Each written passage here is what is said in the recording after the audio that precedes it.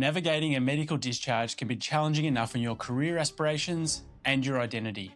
The last thing you need to add to that is financial pressure. Most ADF members facing a medical discharge leave tens, if not hundreds of thousands of dollars on the table simply because the financial advice they received wasn't military specific. Welcome back to the Military Money Podcast. I'm your host, Steve Owen, financial advisor here at National Service Financial. If you or your partner are currently transitioning or facing a medical discharge from the ADF, you already know how overwhelming the process can be. Between medical boards, DVA paperwork, CSC assessments, and trying to figure out what normal civilian life looks like, the stress is real. The common belief out there is that any qualified financial advisor can help you navigate this transition. But the truth, and what we see far too often, is that most general financial advisors regularly miss military-specific rules, tax concessions, and payout structures.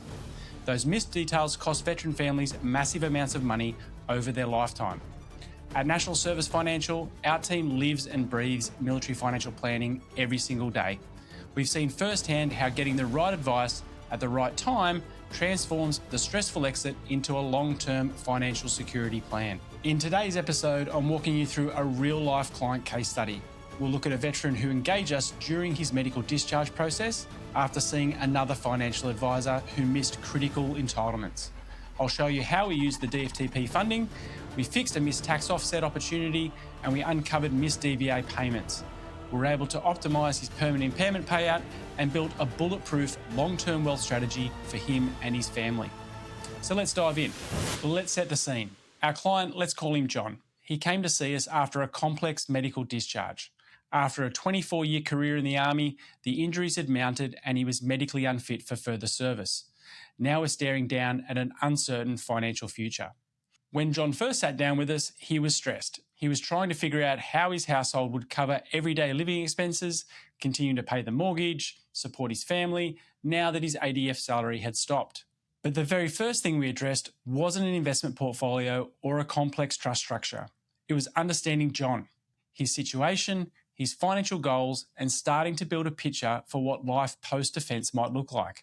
As part of putting this advice together for both John and his wife, we were able to use the Defence Force Transition Program funding as a deposit towards the cost of financial advice. ADF members transitioning can access this DFTP funding to offset the cost of professional financial advice.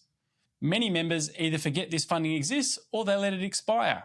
John was still within the 2 years post-discharge, so we immediately tapped into that funding and directed the ADF's funds towards delivering that comprehensive, tailored financial advice for John and his wife.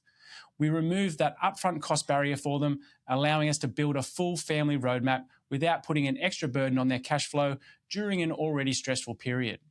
Once the initial engagement was sorted, we conducted a deep dive into John's pension and superannuation entitlements.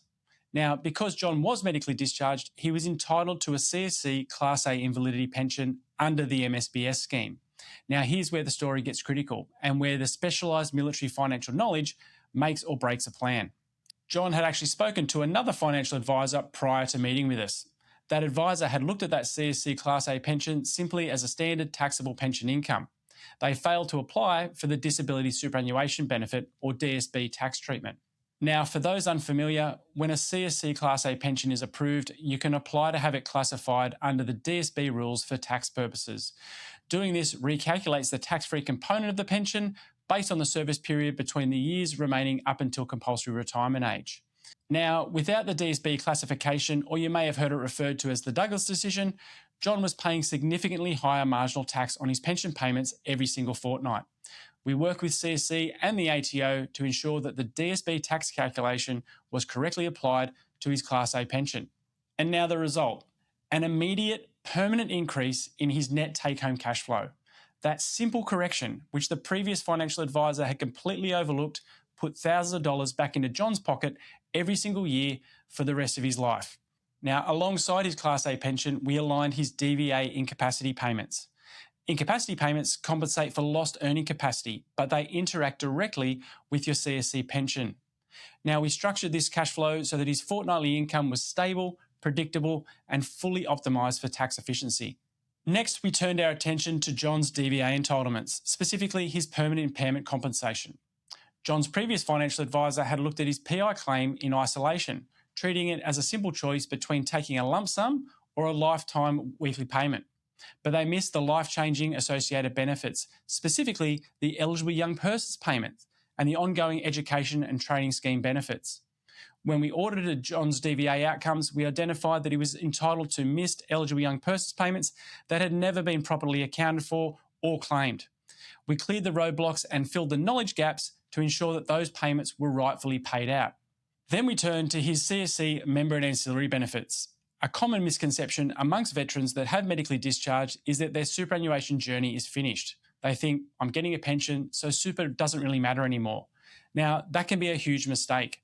Superannuation remains one of the most tax-effective wealth accumulation vehicles in Australia. Now, while John's Class A pension provided a reliable income floor, his accumulated member and ancillary benefits in CSC needed an active strategy. So we reviewed his super benefits to ensure that his investment options were aligned with his updated risk profile. We made sure that beneficiary nominations were updated, and by making additional contributions to a new super fund, that the super fund served as a long-term growth engine for his family wealth and retirement accumulation, which when he gets to retirement age, alongside his indexed CSC pension, will give him flexibility to create an additional income stream to complement his CSC pension in retirement. And finally, we addressed the question that keeps many medically discharging veterans awake at night. Should I apply for the special rate disability pension? Now, SRDP is a choice offered by DVA to veterans who have severe impairments and are unable to work more than 10 hours a week. SRDP payments are tax-free and they're a lifetime pension option, but it comes with significant trade-offs, including offsets against your CSC pension and previous permanent impairment compensation. It also means that you need to forego incapacity payments, and it's an irrevocable choice. Once you make it, you can't undo it. Now, in John's case, his wife was still working full-time in a rewarding career which provided steady household income. After running the exact numbers and modelling different scenarios, we were able to compare the long-term tax implications. We showed John that applying for SRDP at this precise stage was not the right move. However, the more important part was explaining the why SRDP wasn't suitable right now and mapping out exactly how his financial strategy would adjust if his wife decided to retire or reduce her working hours in the future. This gave John and his family something invaluable: absolute certainty and peace of mind. They no longer had to second-guess their options or fear of making an irreversible decision with DVA. So to recap, the tailored military-specific financial advice outcomes we were able to achieve for John were able to use his advice fee contribution. We fully utilised the DFTP funding to cover a portion of the cost of the advice for his family. We were able to get him some tax reduction. We applied the DSB tax treatment to his Class A CSC pension, unlocking higher net fortnightly income. We were able to recover capital. We identified and recovered missing eligible young persons payments. We also optimised his wealth. We restructured his superannuation benefits to keep building long-term family wealth. And lastly, we were able to give him strategic peace of mind. We modelled SRDP scenarios to provide total confidence in his family's long-term financial security. If you are facing a medical discharge or you feel that your current financial plan hasn't properly factored in the unique interplay between CSC, DVA and defence benefits, don't leave it to chance.